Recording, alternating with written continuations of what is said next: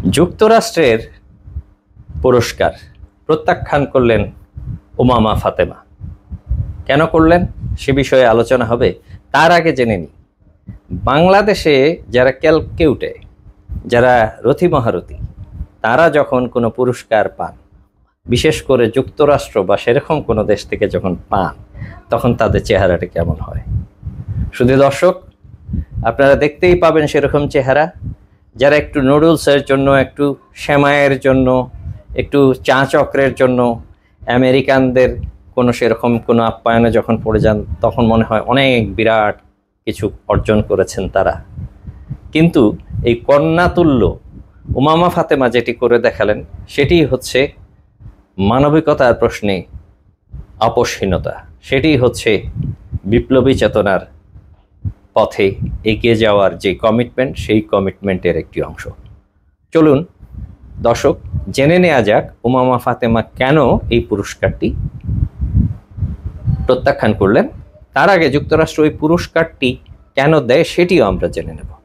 জুলাই অভ্যুত্থানে অংশগ্রহণকারী সকল নারীদের জন্য পুরস্কার ঘোষণা করেছে যুক্তরাষ্ট্র স্টেট ডিপার্টমেন্টের ইন্টারন্যাশনাল উইমেন অফ কারেজ। তবে পুরস্কার প্রত্যাখ্যান করেছেন বৈষম্য বিরোধী ছাত্র আন্দোলনের কেন্দ্রীয় সমন্বয়ক উমামা ফাতেমা। গতকাল শনিবার রাতে পুরস্কার প্রত্যাখ্যানের বিষয়টি সমন্বয়ক উমামা ফাতেমা সামাজিক যোগাযোগ মাধ্যমে ফেসবুকে স্ট্যাটাস দিয়ে জানিয়েছেন। ফেসবুক স্ট্যাটাসে তিনি বলেছেন, ইউএস স্টেট ডিপার্টমেন্ট কর্তৃক international women of courage award 2025 এর পক্ষ থেকে জুলাই অভ্যুত্থানে নারীদের অবদানের স্বীকৃতিস্বরূপ নারী আন্দোলনকারীদের বিশেষ পুরস্কারের জন্য মনোনীত করা হয়েছে। এই অ্যাওয়ার্ডের অধীনে Madeleine Albright honorary group award হিসেবে জুলাই অভ্যুত্থানের সকল নারীদের এই পুরস্কার দেওয়া হয়েছে। এ বিষয়ে কর্তৃপক্ষের ওয়েবসাইটে দেয়া লেখাটি নিজের পোস্টে উদ্ধৃত করেন তিনি। উমামা বলেন, আগামী 1 এপ্রিল 2025 যুক্তরাষ্ট্রের secretary of state Marco Rubio এবং ফার্স্ট লেডি মেলানিয়া ট্রাম্প পুরস্কার প্রদান অনুষ্ঠান পরিচালনা করবেন। কেন তিনি পুরস্কার প্রত্যাখ্যান করেছেন সে বিষয়ে উমামা বলেন, নারী আন্দোলনকারীদের কালেকটিভ স্বীকৃতি আমাদের জন্য অত্যন্ত সম্মানজনক। তবে 2023 সালের অক্টোবরে ফিলিস্তিনের উপর ইসরায়েলের নারকীয় হামলার প্রত্যক্ষভাবে এন্ডোর্স করে যাওয়ার জন্য এই অ্যাওয়ার্ডটি ব্যবহৃত হয়েছে।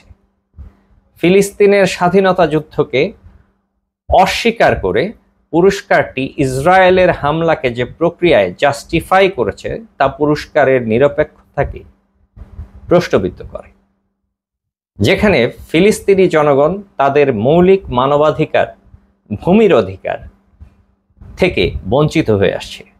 তিনি ফিলিস্তিনি স্বাধীনতা সংগ্রামের প্রতি সম্মান রেখে এই পুরস্কার আমি ব্যক্তিগতভাবে প্রত্যাখ্যান করলাম বলে জানালেন। উমামা ফাতেমারাই হচ্ছে বাংলাদেশের ভবিষ্যৎ এবং বিশ্ব মানবতার ভবিষ্যৎ। এই ধরনের মানবিক মূল্যবোধ সম্পন্ন মানুষেরাই আগামী পৃথিবী পরিচালনা করবে, সেই প্রত্যাশা রইল। ধন্যবাদ উমামাকে। শুধু ধন্যবাদই নয়, তাকে লাল সালাম জানাতে চাই। তিনি যেই কাজটি করেছেন সেটি তার সম্মান অনেক বাড়িয়ে দিয়েছে। এই ধরনের আমেরিকান অথবা বিশ্ব সাম্রাজ্যবাদের মোড়ল আমেরিকা রাষ্ট্রটির পুরস্কার পেয়ে তিনি যেই সম্মানিত হতেন, তার চেয়ে বেশি সম্মান তিনি এই ঘটনার মধ্য দিয়ে অর্জন করে ফেলেছেন।